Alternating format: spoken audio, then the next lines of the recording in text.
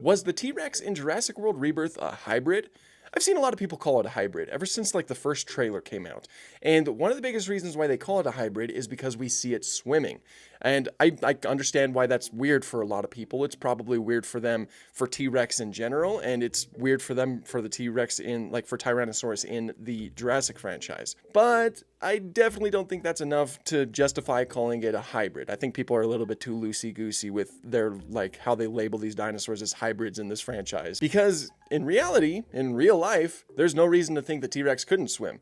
It has the proper skeletal anatomy to pull something like that off. In fact, it's something that's even shown off in Prehistoric Planet, which is a documentary that is like, a lot of what they show off in that documentary is like things that you wouldn't really expect dinosaurs to do, but there is like a likely chance that they did do those things. A swimming T-Rex is one of those things. And in terms of the franchise, I don't really think there's any reason to think that they can't swim.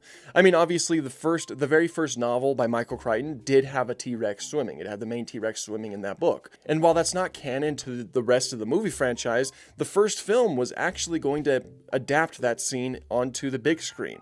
It was ultimately cut for budgetary reasons, so we never actually got a swimming Rexy in the first film, but it was planned at least for a little bit. And as far as the later films go, well, we just never had the opportunity to see it happen. There were no scenes that were specifically planned to make T-Rex swim. And so the one that we see in Rebirth, I take that as confirmation that the T-Rex could swim from the get-go. There's no reason to think that they couldn't because, again, real-life T-Rex could swim, and, you know, the first film, they were going to have it swim. So swimming is probably just something that these guys can do. We just haven't seen it until now, and it's really cool to finally be able to see it on the big screen.